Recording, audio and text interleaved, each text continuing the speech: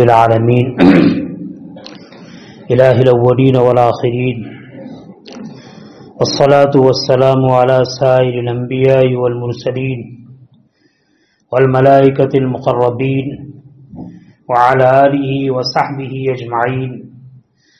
أما بعد فقد قال الله تبارك وتعالى في الكلام المجيد والفرقان الحميد: فأعوذ بالله من الشيطان الرجيم. بسم الله الرحمن الرحيم.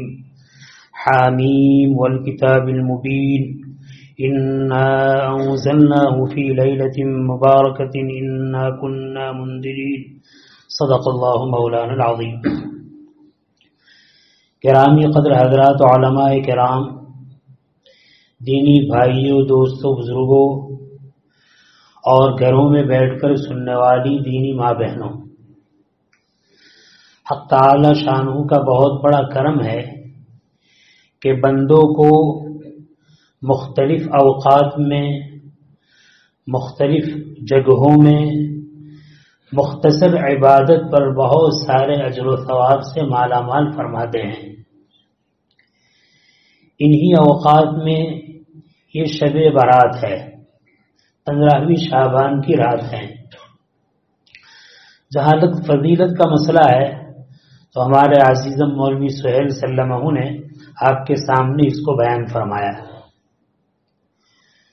دو چار موٹی موٹی باتیں یاد کرنی ہیں، جیسے کہ اس کی طرف انہوں نے بھی اشارہ کیا کہ سب سے پہلے انسان ایسی راتوں کو، ایسے اوقات کو اور اپنی زندگی کو، چاہے وہ بہت زیادہ نفل عبادت نہ کر سکے، تلاوت ذکر و اذکار نہ کر سکے، تسبیحات اور نوافل کا زیادہ اہتمام نہ کر سکے، لیکن اس بات کا ضرور لحاظ رکھنا چاہیے کہ ان مختلف مبارک گھڑیوں کو ہم اپنے گناہوں سے اس کو بچائیں گے. نیکیوں کے کرنے سے گناہوں سے اپنے آپ کو بچانا یہ ضروری ہے، اور نفل نیکیوں کے مقابلے میں گناہوں سے اپنے آپ کو بچانا فرض اور ضروری ہے. لہذا ہمارے سارے بھائی، ہماری ساری ماں بہنیں یہ طے کریں کہ انشاءاللہ زندگی کے سارے اوقات، چاہے وہ دن ہو چاہے رات، اور خاص کر کے یہ رات، ہم کوشش تو یہ کریں گے کہ اس رات کا زیادہ سے زیادہ حصہ تلاوت اور عبادت میں گزرے. لیکن اگر عبادت اور تلاوت میں نہ گزرا تو اس بات کا ضرور اہتمام کریں گے کہ انشاءاللہ ہم اپنے آپ کو اس رات میں سارے چھوٹے بڑے گناہوں سے بچائیں گے. اگر ہم نے کچھ بھی عمل صالح نوافل کے قبیل سے نہیں کیا، عشاء کی نماز باجماعت پڑھی، فجر کی نماز باجماعت پڑھی اور درمیان کا سارا وقت آرام اور سو کر گزارا، انشاءاللہ عشاء اور فجر کی نماز باجماعت پڑھنے پر ساری رات کی عبادت کا ہمیں ثواب حاصل ہوگا. میں اپنے بھائیوں سے اور اپنی ماں بہنوں سے عرض کروں گا، بہت بڑی فضیلت ہے، کچھ نہ کرے تو اس پر بھی اجر و ثواب حاصل ہو سکتا ہے. لیکن دیکھا جاتا ہے امت کا ایک ذوق ہے، جذبہ ہے کہ وہ ایسی بڑی راتوں میں مختلف نوع عبادت کرتی ہے. سب سے پہلے ہمیں کون سی عبادت کرنی چاہیے؟ ایسے موقع پر بہت اچھی عبادت ہیں.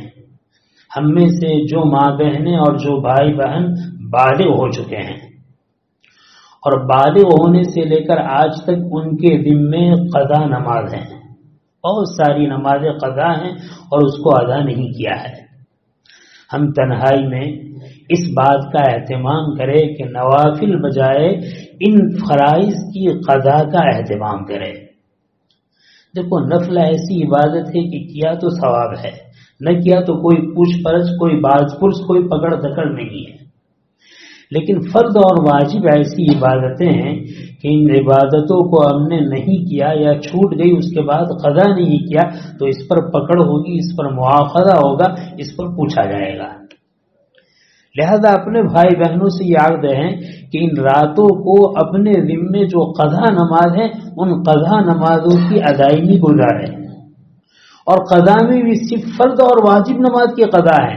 آپ کی فجر کی 4 رکعت چھوٹی ہے، قضا میں صرف 2 فرض پڑھیں گے، ظہر کی صرف 4 پڑھیں گے، عصر کی 4 پڑھیں گے، مغرب کی 3 پڑھیں گے، عشاء کی 4 پڑھیں گے اور وتر پڑھیں گے.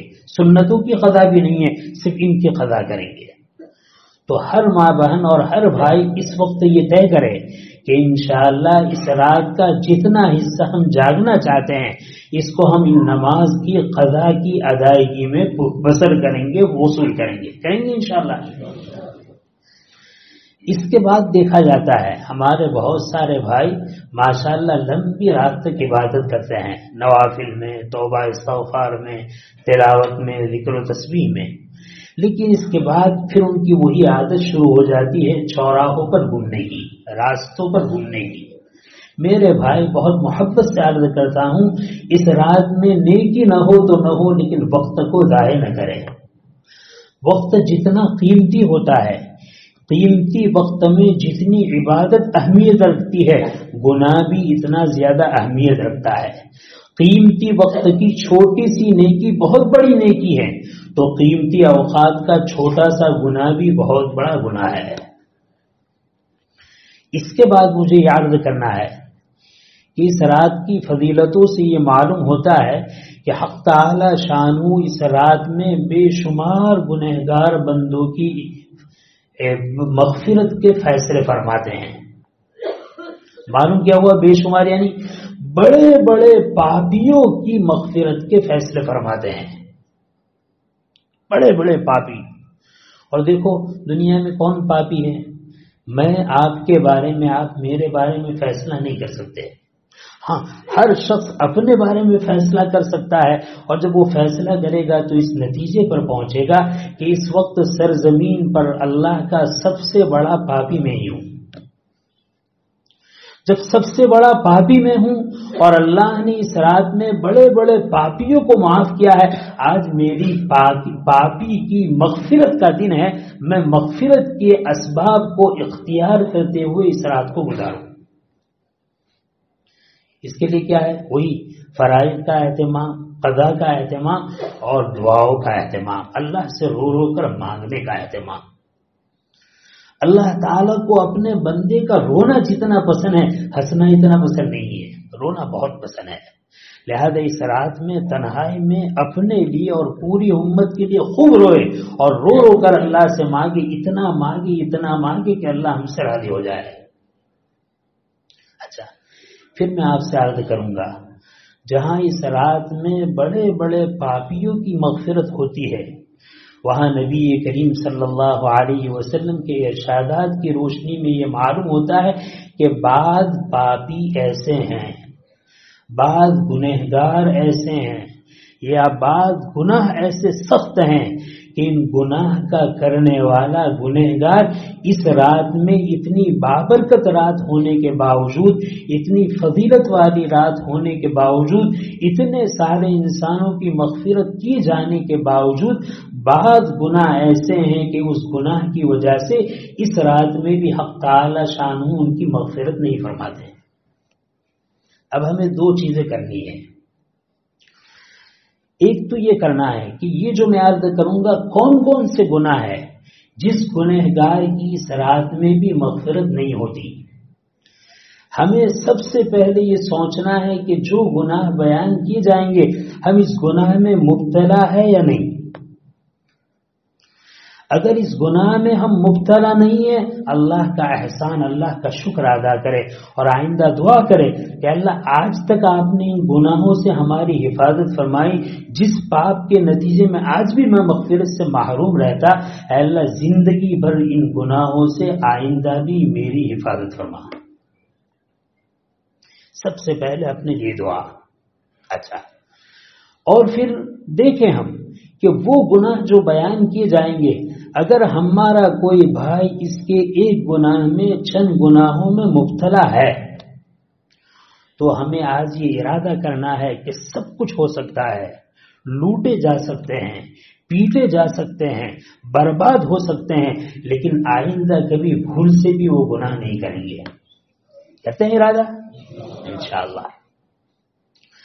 احادیث سے ایک گنہگار وہ معلوم ہوتا ہے جس گنہگار کی اس رات میں مغفرت نہیں ہوتی وہ مشرک ہے، شرک کرنے والا، جیسے ہمارے حدیث صلی اللہ علیہ وسلم نے عرض کیا۔ مسلمانوں میں کچھ نادانی کی وجہ سے، کچھ ناواقفیت کی وجہ سے، کچھ علم کی کمی کی وجہ سے بہت سارے بھائی ایسے گناہ کرتے ہیں جو گناہ شرک تک پہنچے ہوئے ہیں، یا تو ان کو معلوم نہیں ہے کہ یہ ایسا گناہ ہے جو شرک تک پہنچانے والا ہے اور وہ اس گناہ میں مبتلا ہے۔ دیکھو ایسے موقع پر ایک بات میں ہمیشہ عرض کرتا ہوں اور آج بھی عرض کروں، جو گناہ بیان کیے جاتے ہیں ہو سکتا ہے وہ گناہ میرے اندر ہو سکتا ہے وہ گناہ میرے بھائیوں کے اندر ہو، لہذا اگر میرے اندر ہیں، میرے بھائیوں کے اندر ہیں، تو مجھے یہ سوچنا ہے کہ بڑا احسان ہے کہ آج ہم نے اس گناہ کو سنا، اس کو چھوڑیں گے، آئندہ اس سے بچیں گے۔ یہ ہم مومن کا جذبہ، اور منافق کا، بے ایمان کا جذبہ کیا ہوتا ہے؟ آج ہی گناہ بیان کی تو نہیں تو مارا حرج کی دو، منے ہبرا حرج کی دو، میرے لیے کہا نہیں۔ بہت بڑی خیر خواہی ہے کہ آدمی احادیث کی روشنی میں ان گناہوں کو معلوم کرے، اور معلوم کرنے کے بعد یہ طے کرے کہ آئندہ کبھی بھی اس گناہ کے قریب نہیں جاؤں گا، اور یہ جو گناہ ہوا ہے اس پر سچی پکی توبہ کروں گا۔ اور میرے بھائی، ہر شخص اپنے گناہ پر نظر کرے، دوسرے کے گناہوں کو دیکھنے کی ضرورت نہیں۔ آخرت کے اعتبار سے کامیاب وہ شخص ہیں جو اپنے گناہ اور دوسروں کی نیکیوں کو دیکھے، اور آخرت کے اعتبار سے برباد وہ شخص ہیں جو اپنی نیکیاں اور دوسرے کی برائیوں کو دیکھے۔ لہذا ہمیں اپنے گناہ دیکھنا ہے، اور قرآن و سنت کی روشنی میں کوئی گناہ ہمیں معلوم ہوا، اگر ہم اس میں مبتلا ہے، ہمیں سچی پکی توبہ کرنا ہے۔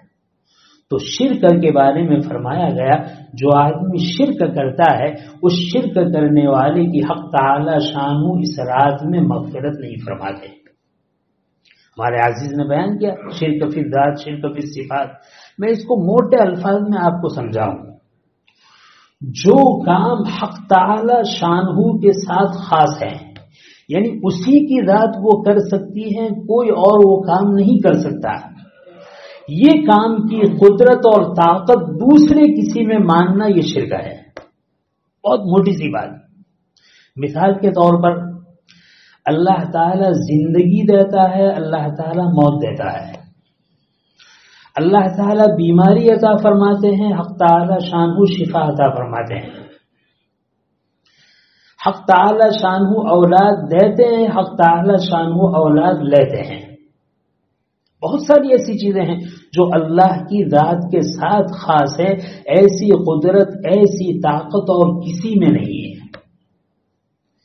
اب کوئی آدمی ان طاقت کو، ان صفات کو حق تعالی شانہ کے علاوہ دوسرے کے لیے مانے، چاہے وہ دوسرا اللہ کا نبی ہو، اللہ کے رسول ہو، اللہ کا ولی ہو، چاہے فرشتہ ہو، کسی کے اندر بھی یہ بات مانے، یہ شرک ہے۔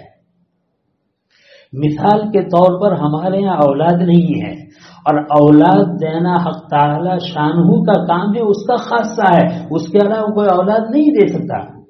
اب ہم یہ تصور کریں کہ فلاں پیر صاحب اولاد دیں گے، فلاں ولی صاحب اولاد دیں گے، فلاں تعویذ اولاد دے گی، فلاں باپو اولاد دیں گے، یہ شرک ہے۔ دیکھو بعض مرتبہ کیا ہوتا ہے، ہمارے بھائیوں کو معلوم نہیں ہے اور اس لیے گناہ کرتے ہیں، بعض مرتبہ نادانی میں بھول سے جاننے کے بعد کر لیتے ہیں، یہ شرک ہے۔ نظر جو مانی جاتی ہے وہ اللہ کی مانی جاتی ہے، اے اللہ میرا بھائی بیمار ہے، میرے ماں باپ بیمار ہیں، میری اولاد بیمار ہے، اگر آپ نے اس کو شفا دے دی تو میں 10 رکعت نماز پڑھوں گا۔ اللہ کی نظر ماننا ہے، اللہ کے علاوہ غیر اللہ کی نظر ماننی جائز نہیں۔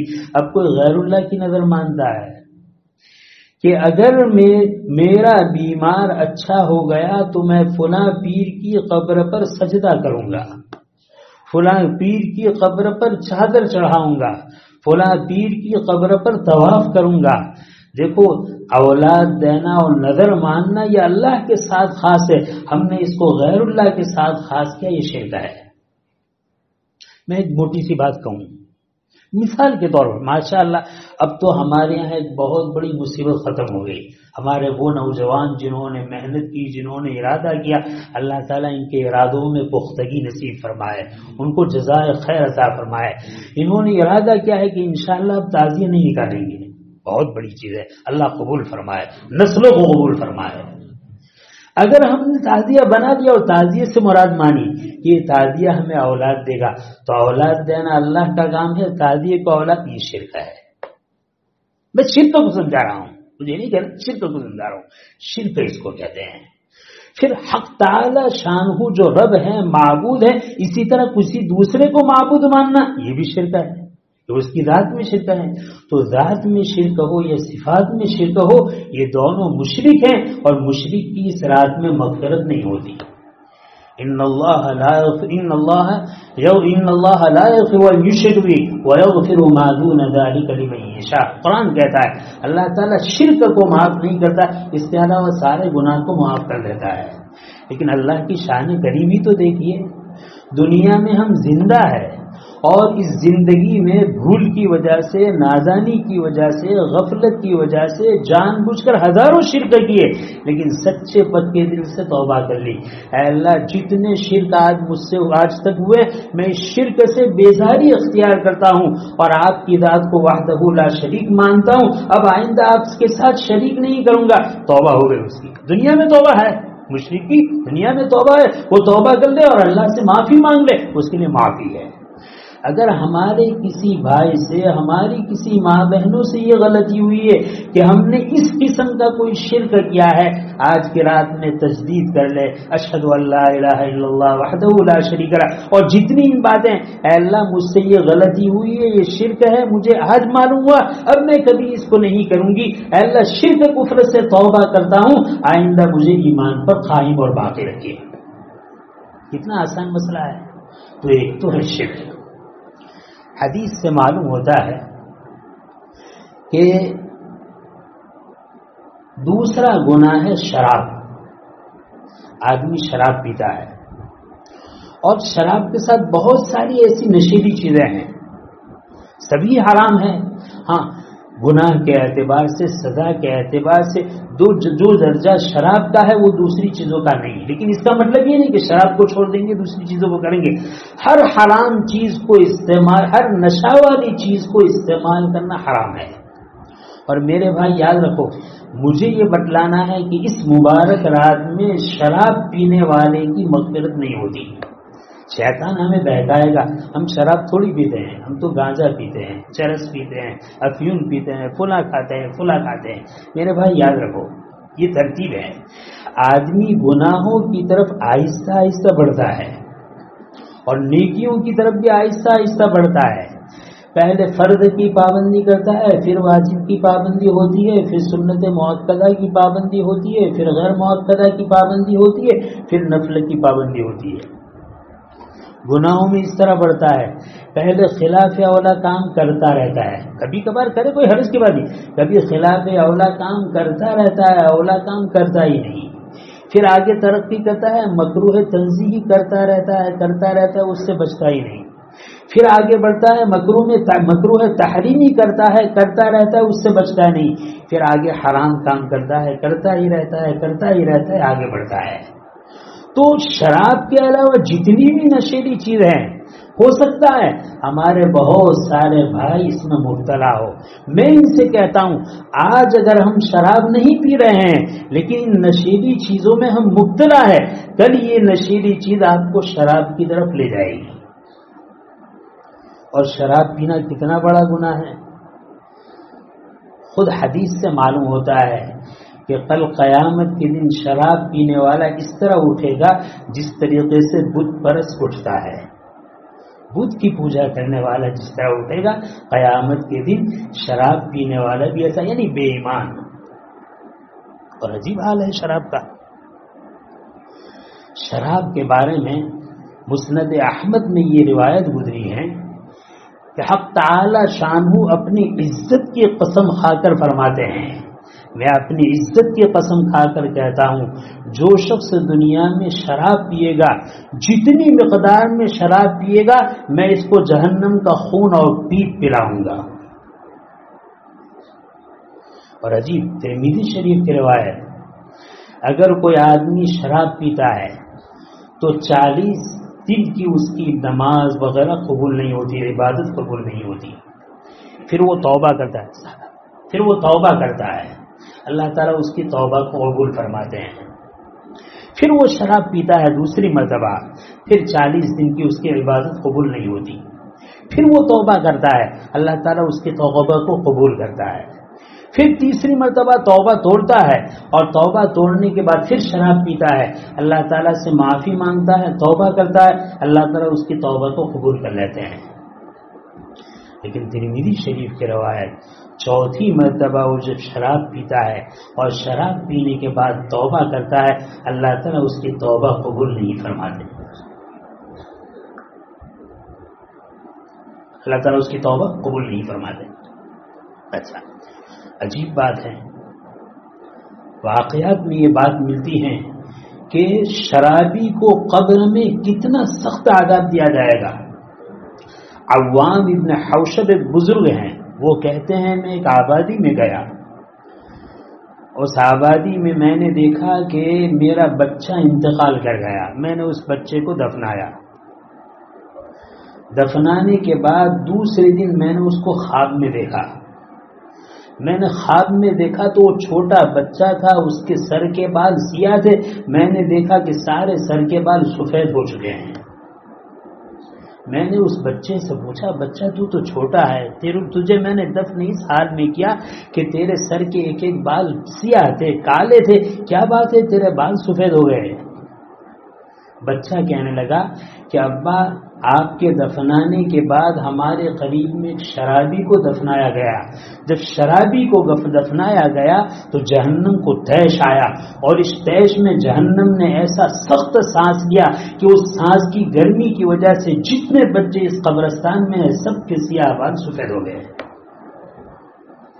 میں بہت محبت سے عرض کرتا ہوں میرے بھائی، ہمیں سوچنے کی ضرورت ہے، ہمیں غور و فکر کرنے کی ضرورت ہے، ہمیں ان گناہوں کو آہستہ آہستہ چھوڑنے کی ضرورت ہے۔ اور یاد رکھیے، کوئی گناہ کتنا ہی برا کیوں نہ ہو، کتنا ہی پرانا کیوں نہ ہو، آپ اہل علم سے ملے، آپ علماء سے ملے، آپ دینداروں سے ملے کہ اس کے چھوڑنے کی کیا ترتیب ہیں، انشاءاللہ وہ ایسی تدبیر بتائیں گے، گناہ چھوڑ جائیں گے۔ لیکن ارادہ کرنا، آگے بڑھنا ہمارا کام ہوگا۔ یہ ہے شراب کا حال۔ بلکہ ایک مختصر واقعہ آپ کو بیان کروں، مختصر۔ ایک کفن چور تھا، اس کفن چور نے کئی قبروں کو کھولا کفن چورنے کے لیے۔ جب ایک قبر کو کھولا تو اس قبر میں دیکھا کہ کوئی انسان مردہ ہے، اس مردے کا سر خنزیر کا، سور کا ہے، اور اس کے گلے میں توق پڑا ہوا ہے، اور اس کے بدن پر زنجیر پڑی ہوئی ہے۔ کہاں کہ بجائے کفن چرانے کے میں ڈر سے نکلا تو آواز آئی، یہ پوچھتے کیوں نہیں ہے کہ یہ قبر کس کی ہے، یہ عذاب کیوں دیا جا رہا ہے؟ ہمت کر کے پوچھا، بتاؤ کیوں عذاب دیا جا رہا ہے؟ تو اندر سے جواب ملا، یہ آدمی شرابی تھا، شراب پیتا رہتا تھا اور بغیر توبہ کے مر گیا۔ حق تعالی شانہ نے قبر ہی سے پکڑ شروع فرمائی اور سب سے پہلے اس کے چہرے کو انسانی چہرے سے بدل کر خنزیر اور سور کا چہرہ بنا دیا۔ اور کتنا سخت گناہ ہے۔ حدیث میں ہے کہ کبھی فرض اللہ کے ساتھ شرک نہ کرو، گرچہ تمہیں کاٹ کر ٹکڑے کر دیے جائے۔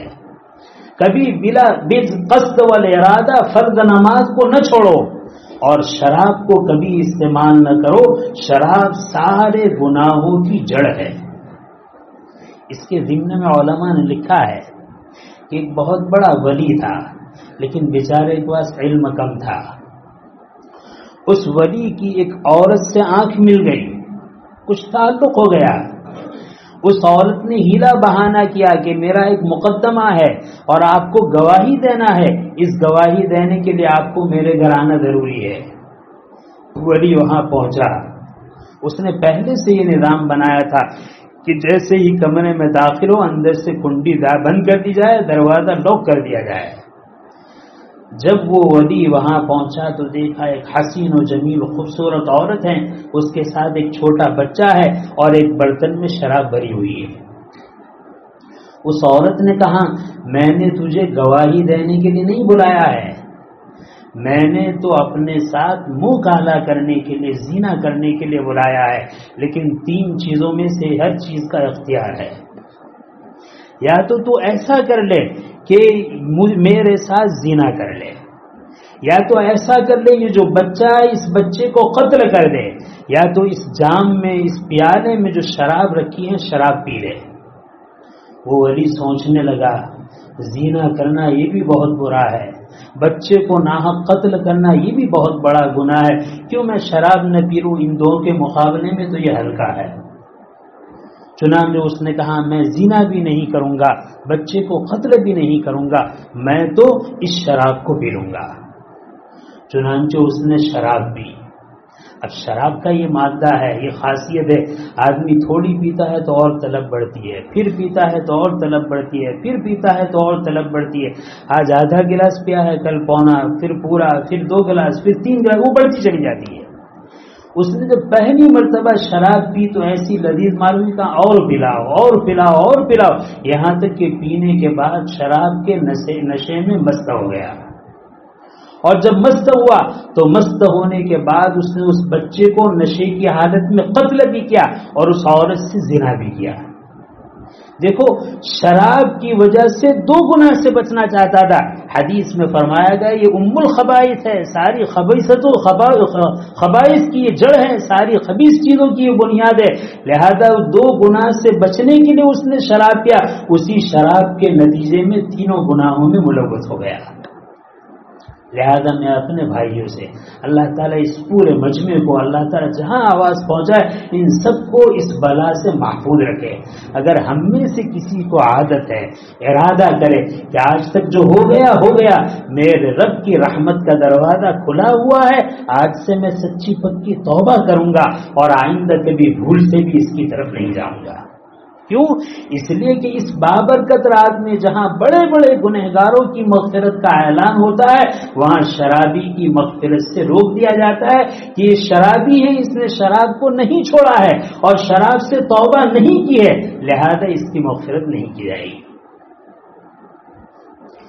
حدیث میں آتا ہے کہ اس رات میں ٹکنوں سے نیچے پاجامہ پہننے والے، ٹکنوں سے نیچے کپڑے لٹکانے والوں کی مغفرت نہیں ہوتی۔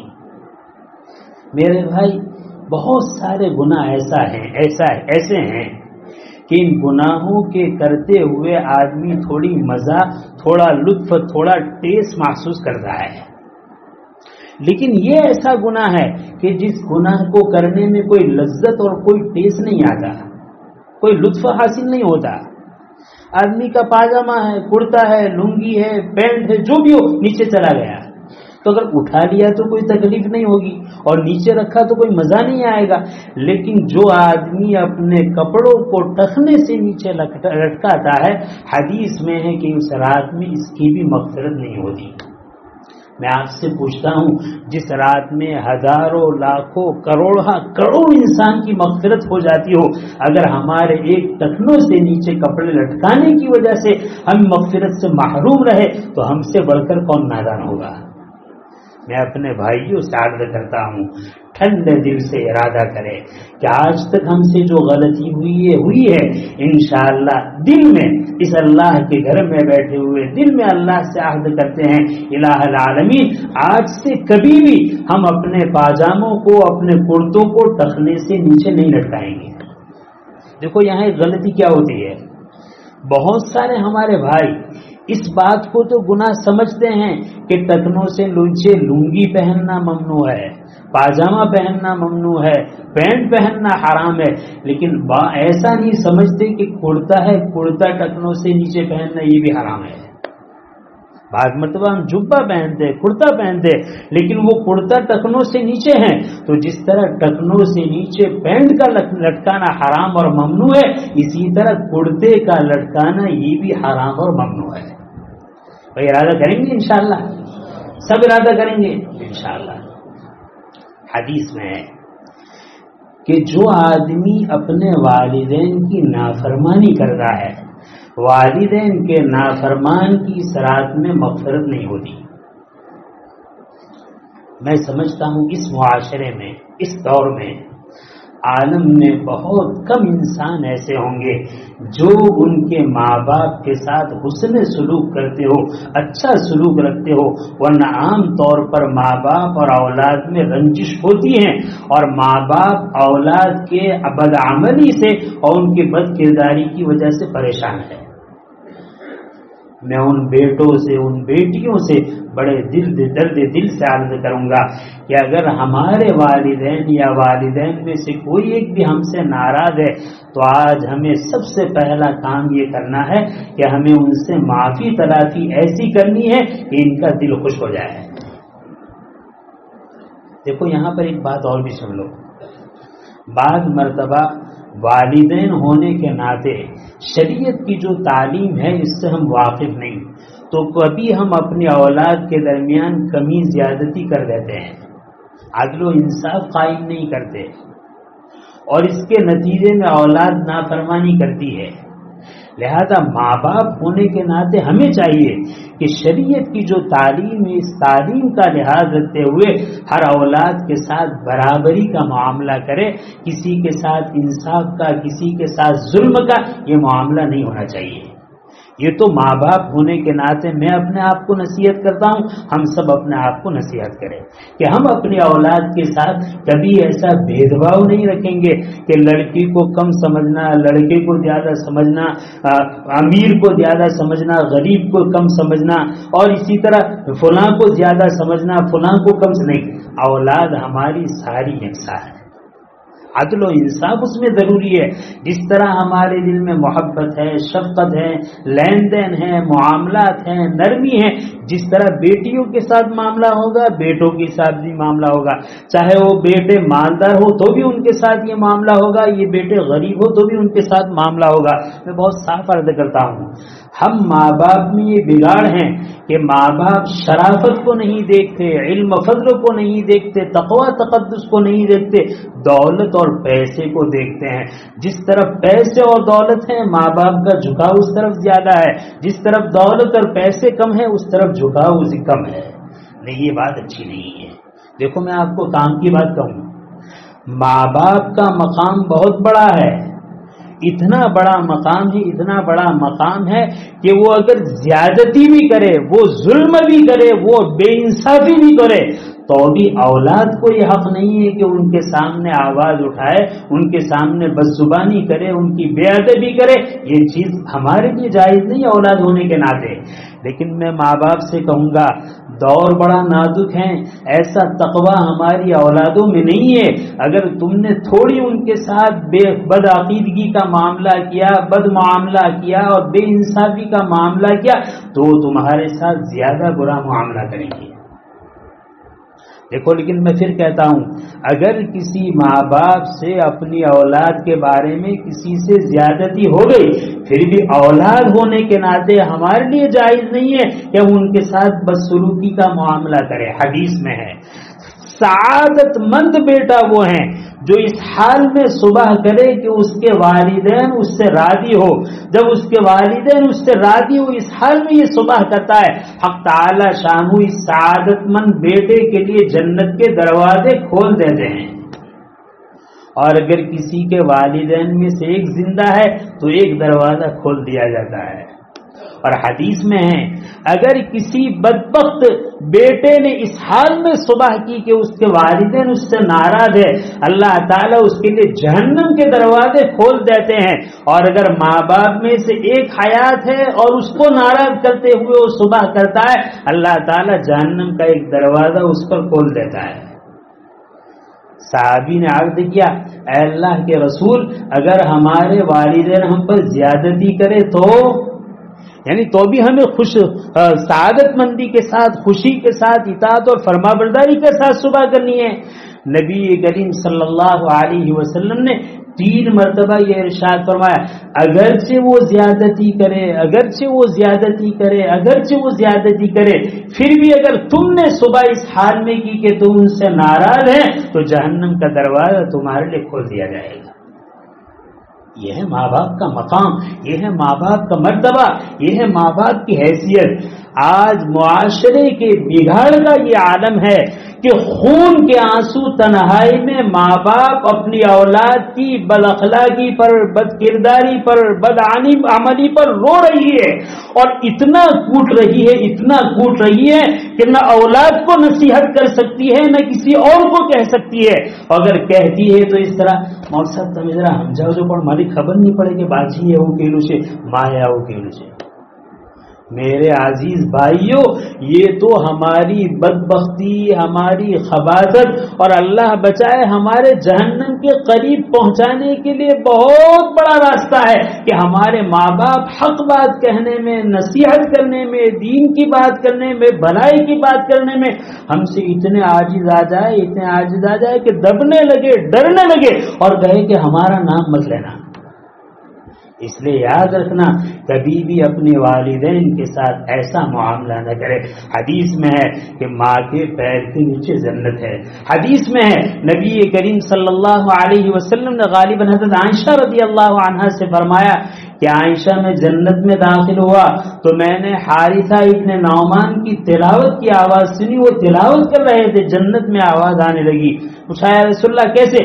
کہا کہ حارثہ ابن نعمان اپنی والدہ کی بہت زیادہ خدمت کرتے تھے، والدہ کی خدمت کے صلے میں جنت میں نبی کریم صلی اللہ علیہ وسلم ان کی تلاوت سن رہے ہیں۔ یہ مقام ہے والدین کی قدر کرنے والے اولاد کا۔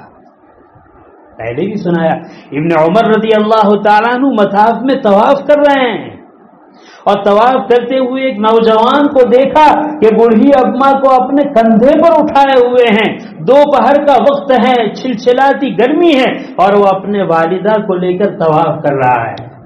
ابن عمر نے پوچھا بیٹے یہ کون ہے؟ کہا کہ میری بوڑھی والدہ ہے، میں ان کو طواف کرا رہا ہوں۔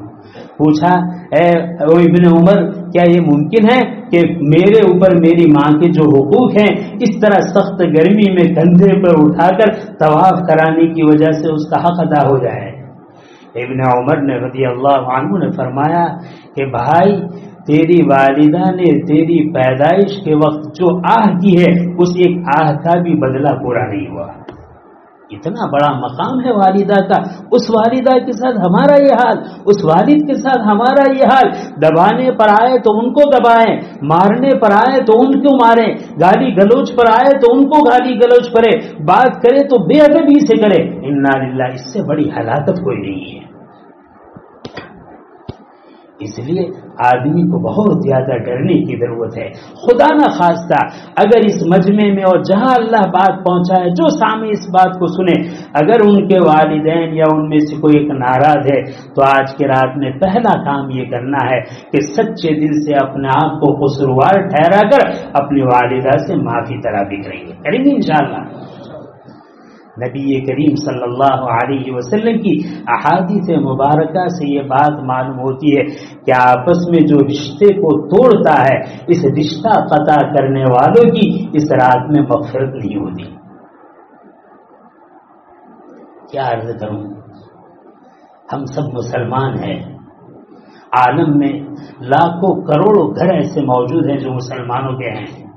اگر میں اپنے آپ سے سوال کروں یا اس مجمع سے سوال کروں کہ مسلمان کا ایک گھر بتا دو جہاں آپس میں بھائی بہنوں میں، اولاد اور ماں باپ میں، خاندان میں، چچا اور بھتیجوں میں، ماموں اور بھانجوں میں، رشتہ داروں میں لڑائی نہیں ہے،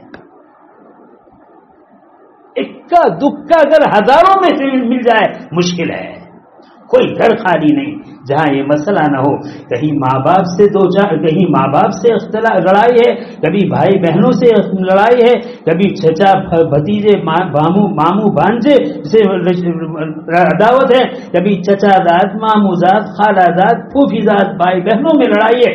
گھر گھر میں لڑائی، گھر گھر میں انتشار، گھر گھر میں دشمنی، اور وجہ کیا ہے؟ اگر شریعت کی روشنی میں شریعت کے حق کو پامال کرنے کی وجہ سے کوئی اپنے قریبی رشتہ دار سے تعلق توڑ دیتا تو کچھ سمجھ میں آنے والی بات تھی.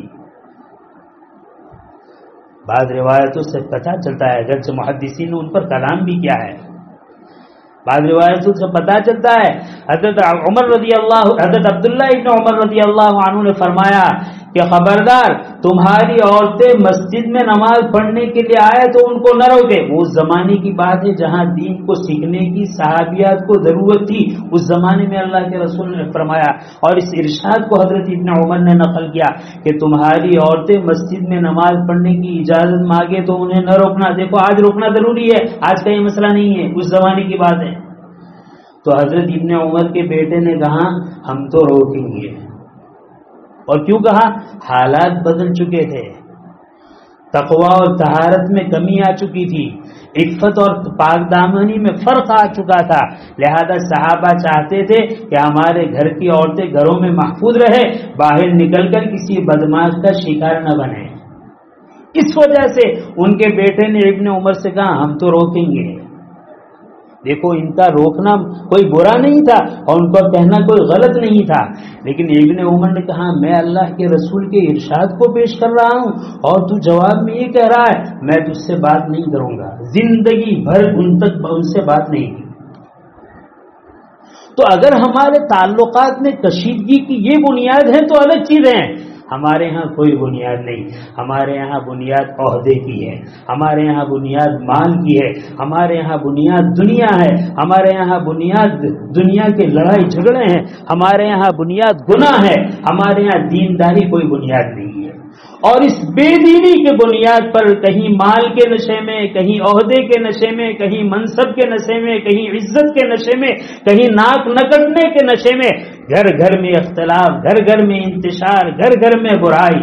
حدیث میں کتنی سختی بیان فرمایا کہ دو مسلمان آپس میں قطع تعلق کرے، رشتہ ناتا توڑ دے، بات چیت ختم کر دے اور اس حال میں وہ مر جائے تو اللہ تعالیٰ اس کو جنت میں داخل نہیں فرمائیں گے. ایک روایت میں ہے اگر کسی آدمی نے اپنے بھائی کو 1 سال تک کے لیے چھوڑے رکھا تو اس نے بات بن کر کے اتنا بڑا گناہ کیا گویا کہ اپنے بھائی کو قتل کر دیا. حدیث میں ہے کہ انسان کے اعمال حق تعالیٰ کی بارگاہ میں ہر پیر کو اور ہر جمعرات کو پیش کیے جاتے ہیں.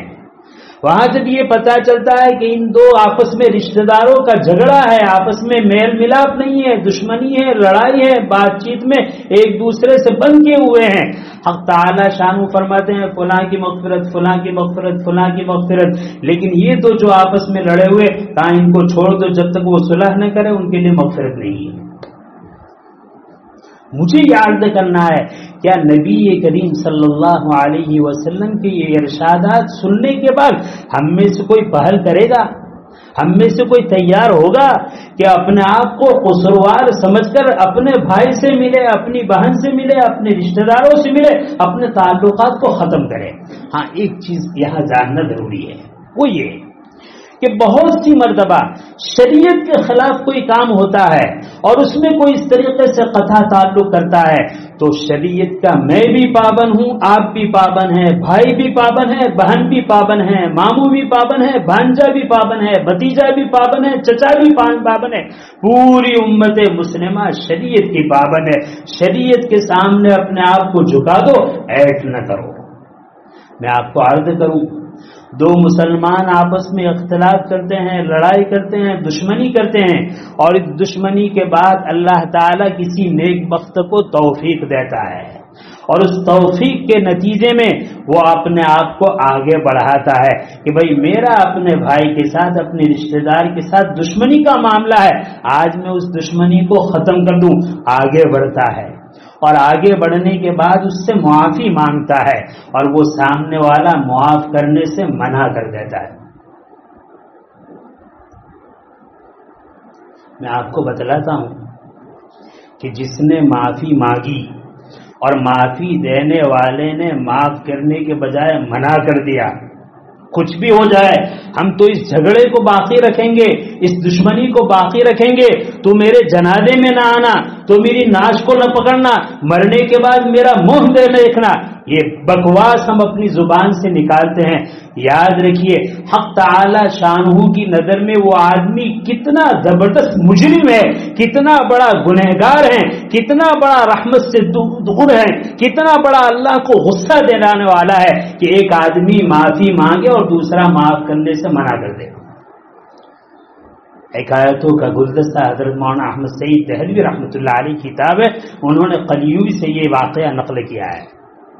فرماتے ہیں کہ ایک مرتبہ شیطان فرعون کے پاس آیا اور آنے کے بعد شاباشی دینے لگا کہ تو نے جو کام کیا ہے ایسا کام تو کسی نے نہیں کیا۔ کہا کیا کام کیا؟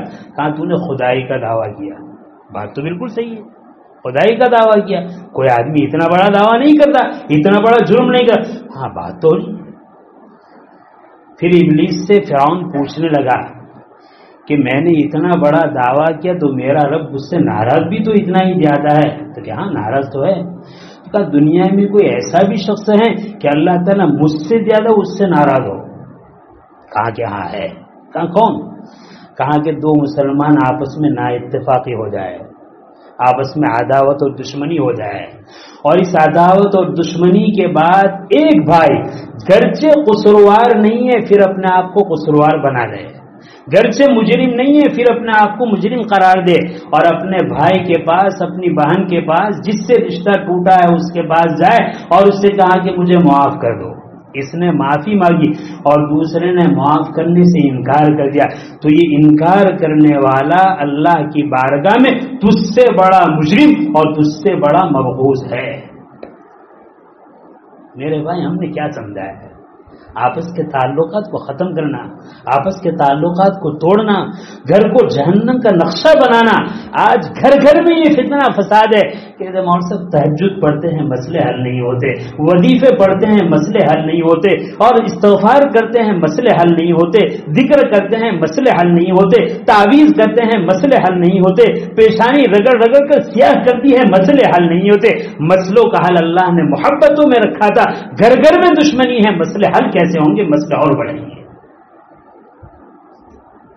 میرے بھائی خانہ خدا میں اللہ تعالیٰ کے گھر میں طے کرو کہ آج تک جو کچھ ہوا ہے ہم اپنے آپ کو قصوروار ٹھہرائے، اور میں عرض کروں گا واقع میں کوئی غلطی پر ہیں اور اس کو اپنی غلطی کا احساس ہے تو اس کو یہ دیکھنے کی ضرورت نہیں کہ مولوی صاحب کے بیان کے بعد سامنے والا اپنے آپ کو قصوروار ٹھہرائے، نہیں، جو اپنے آپ کو سمجھتا ہے میں غلطی پر ہوں وہ اپنی غلطی کو تسلیم کرے، آگے بڑھے اور کہے کہ بھئی ہاں مجھ سے یہ غلطی ہوئی ہے، میں آپ سے معافی مانگتا ہوں۔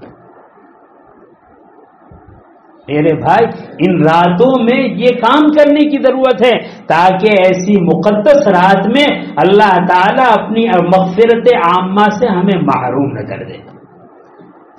روایت میں ہے جو شخص آپس میں کینہ رکھتا ہے اس کینہ رکھنے والوں کی حق تعالی شانہ مغفرت نہیں فرماتے۔ پہلے تو ایسا ہوتا تھا ایک خاندان کی دوسرے خاندان کے ساتھ لڑائی ہوتی تھی تو ایک خاندان والا دوسرے خاندان والے سے کینہ رکھتا تھا۔ آج میں بھائی ہوں میرے بھائی سے کینہ ہے، میں بھائی ہوں میری بہن سے کینہ ہے، میرے چچاداد بھائی سے، میرے پھوپھیزاد بھائی سے، میرے ماموزاد بھائی سے، میرے خالاداد بھائی سے، میرے پڑوسی سے، میرے دوست سے میرے دل میں کینہ ہے، اور اس کینے کے ساتھ وہ اللہ کا ولی بننا چاہتا ہے۔ کس طریقے سے اللہ کا ولی بنے گا؟ سینے کو کینے سے پہلے پاک کرنا ضروری ہے۔ جب تک اس سینے کو کینے سے پاک نہیں کریں گے حق تعالی کی طرف سے تمہیں معرفت اور ولایت کبھی بھی حاصل نہیں ہو سکتی۔ یہ کام ہے جو ہمیں کرنے کے ان راتوں میں۔ نبی کریم صلی اللہ علیہ وسلم نے ارشاد فرمایا اسی صلہ رحمی کے بعد میں کہ صلہ رحمی کس چیز سے پیدا ہوتی ہے؟ حدیث میں نبی کریم صلی اللہ علیہ وسلم نے ارشاد فرمایا کہ یاد رکھو اے میرے صحابہ تم جنت میں داخل نہیں ہو سکتے جب تک کہ تم ایمان نہ لاؤ۔ کوئی آدمی جنت میں داخل نہیں ہو سکتا جب تک کہ وہ ایمان نہ لائے، اور ایمان کامل نہیں ہو سکتا جب تک کہ آپس میں میل ملاپ اور محبت نہ کرے۔ جنت میں داخل نہیں ہوگا جب تک کہ ایمان نہ لائے، اور ایمان کامل نہیں ہوگا جب تک کہ آپس میں میل ملاپ محبت نہ رکھے۔ پھر آپ نے فرمایا میں بتاؤں کہ آپس میں محبت پیدا کرنے والی چیز کون سی ہے؟ صحابہ نے عرض کیا ضرور بتلائیے۔ نبی کریم صلی اللہ علیہ وسلم نے ارشاد فرمایا آپس میں سلام کو پھیلاؤ، آپس میں جب ملو سلام کو کرو۔ علماء نے لکھا ہے چند چیزیں ایسی ہیں جو آپس میں محبت پیدا کرنے والی ہیں۔ ہر نوجوان بھائی کو چاہیے کہ اپنے اپنے محلے کی مسجد میں کھلے دل سے لوگوں کے بارے میں کینہ، کپٹ، بغض و عداوت، حسد سے دل کو صاف کر کے روزانہ 5 وقت اپنے محلے کی مسجد میں جائے اور اپنے مسلمان بھائیوں کے ساتھ مل کر 5 وقت با نماز جماعت کا اہتمام کرے۔ یہ آپس میں محبت کو پیدا کرنے والی چیز ہے۔ علماء نے لکھا ہے اسی طرح ہفتے میں 1 مرتبہ اپنے محلے کی چھوٹی چھوٹی مسجدوں کو چھوڑ کر بڑی جامع مسجد میں آؤ اور مل کر نماز پڑھو۔ یہ محلے والوں میں آپس میں محبت پیدا کرے گا۔ ایک محلے والے کے لیے محبت کا سبب 5 وقت کی فرض نماز باجماعت پڑھنا ہے، اور چند محلے والوں کا ایک مسجد میں جمع ہو کر نماز پڑھنا یہ محلے والوں میں محبت کو پیدا کرنے والا ہے۔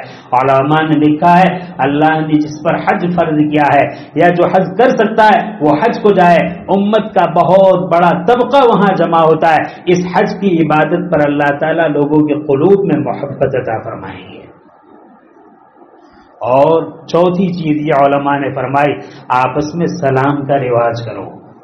معلوم نہیں آج کل تو ہمارا حال یہ ہے ایک مسلمان جا رہا ہے دوسرا مسلمان آ رہا ہے، اللہ ہمیں معاف کرے، اس طریقے سے ایک دوسرے کو دیکھتے ہیں کہ یہ اس کا جانی دشمن ہے، وہ اس کا جانی دشمن ہے، اس کا بس چلے تو وہ اس کو پھاڑ کھاوے، اس کا بس چلے تو وہ اس کو پھاڑ کھاوے، اس کا بس چلے تو وہ اس کو ذلیل کرے، اس کا بس چلے تو اس کو ذلیل کرے۔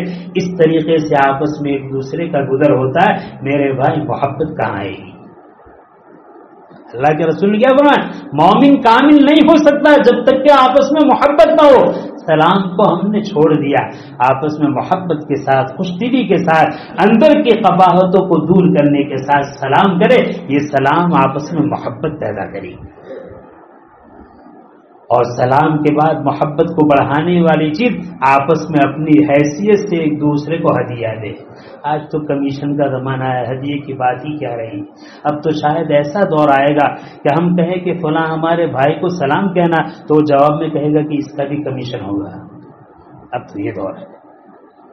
یہ علماء نے لکھا ہے کہ اس طریقے سے کام کو کیا جائے اللہ تعالیٰ محبتیں پیدا فرمائیں گے۔ ان محبت کے سارے راستوں کو ہم نے ختم کر دیا اور اس کے بعد چاہتے ہیں کہ اللہ کی مدد آئے، اللہ کی نصرت آئے۔ میرے بھائی کس طریقے سے اللہ کی نصرت آتی ہے؟ اب میں آپ سے دوبارہ عرض کرتا ہوں، احادیث کی روشنی میں جتنی باتیں ہم نے سنی ہے، شرک کرنے والا، شراب پینے والا، ٹخنوں سے نیچے کپڑا لٹکانے والا، والدین کی نافرمانی کرنے والا، رشتہ داروں میں قطع تعلق کرنے والا، کینہ رکھنے والا، یہ ایسے گنہگار ہیں کہ اس بابرکت مقدس رات میں بھی اس آدمی کی اللہ مغفرت نہیں فرماتے، جہاں کروڑ ہر کروڑ انسانوں کی مغفرت کے اللہ تعالیٰ فیصلے فرماتے ہیں۔ لہذا میں پھر دوبارہ عرض کروں گا، ہم میں سے ہر شخص اپنا حساب لے کہ ان چیزوں میں سے کوئی بیماری، کوئی گناہ ہمارے اندر ہے نہیں ہے۔ اگر ہمارے اندر نہیں ہے اللہ کا شکر ادا کرے اور آئندہ بھی مانگے کہ اللہ جس طرح آج تک ان گناہوں سے آپ نے ہمیں محفوظ رکھا، آئندہ بھی اپنے فضل سے محفوظ رکھیے۔ اور اگر ہم میں سے بہت سارے بھائی ان گناہوں میں سے ایک گناہ میں، بعض گناہ میں یا سب گناہ میں مبتلا ہے تو میرے بھائی ٹھنڈے دل سے ہم یاد کریں کہ آج تک جو کچھ ہو گیا، آئندہ اس سے سچی پکی توبہ کرنی ہے، ان گناہوں کو اپنے اندر سے نکالنا ہے، ان گناہوں سے اپنے آپ کو ہٹانا ہے، ان گناہوں سے اپنے آپ کو بچانا ہے، تاکہ اس مقدس رات میں اللہ تعالیٰ بے شمار شرابی، پاپی، کبابی، زانیوں کی مغفرت کے فیصلے فرمائیں گے۔ وہاں ان گناہوں سے توبہ نصیب فرما کر اور ان گناہوں کو معاف کر کے اللہ تعالیٰ ہماری بھی مغفرت فرمائے۔ میرے بھائی بیانات مقصود نہیں ہیں، بات یہ ہے کہ ہم دین کی بات کو سنیں اور سننے کے بعد اندر لے اور اس پر عمل کریں. اصل مقصد تو یہ ہے. بات تو بہت کہی جاتی ہے, بہت سنی جاتی ہے. اگر معاملہ کہنے سننے تک ہے تو میرے بھائی نبی کہنے والے ہو, ابو جہل سننے والے ہو تو ہدایت نہیں ملا کرتی. اور اگر کہنے سننے والے میں نبی کہنے والے ہو اور سننے والے ابو بکر اور عمر ہو تو پھر ہدایت کے فیصلے ہوتے ہیں. ضرورت اس بات کی ہے کہ ان باتوں کو اپنے اندر اتارے, اس کو قبول کرے اور یہ طے کرے آج کی رات ہم اپنے آپ کو گناہوں سے بچائیں گے, آج کی رات فرائض جو قضا ہے اس کو ادا کریں گے. اگر ان سب سے ہم آزاد ہیں, بری ہیں, ہمارے دل میں قضا نہیں ہے, اس رات کا بڑا حصہ اس طرح کہ فجر کی نماز باجماعت پڑھتے ہوئے رات کے حصے میں تو صلاۃ التوبہ پڑھیں گے, صلاۃ الحاجہ پڑھیں گے, صلاۃ التسبیح پڑھیں گے, تلاوت کریں گے, ذکر و اذکار کریں گے, اللہ سے رو رو کر اپنے لیے اور پوری امت کے لیے مانگیں گے. اس طریقے سے ہم اس رات کو گزاریں گے.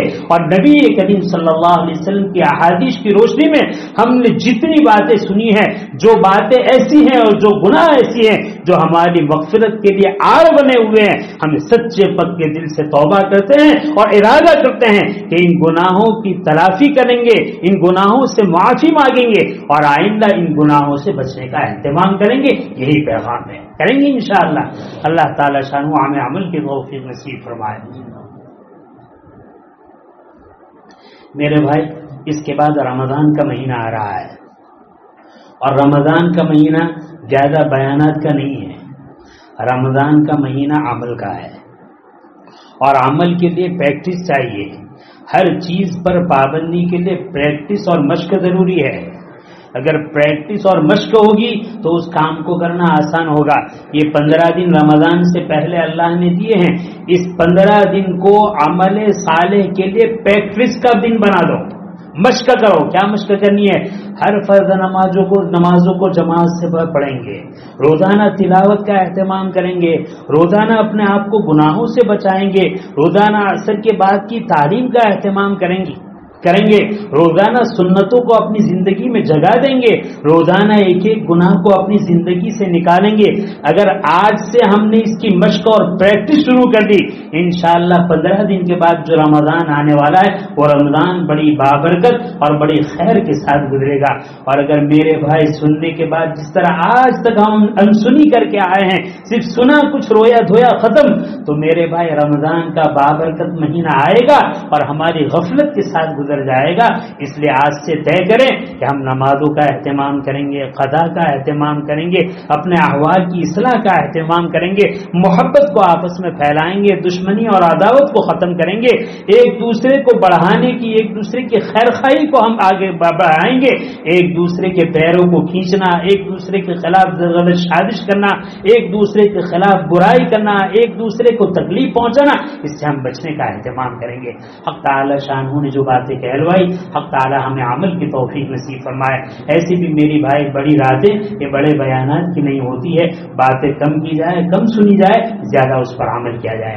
حق تعالی نے جو باتیں کہلوائی, حق تعالی مجھے اور آپ تمام کو اور دنیا کے تمام سامعین کو اپنے فضل و کرم سے عمل کی توفیق نصیب فرمائے. آمین. وآخر دعوانا الحمدللہ رب العالمین. دعا کر لیجیے.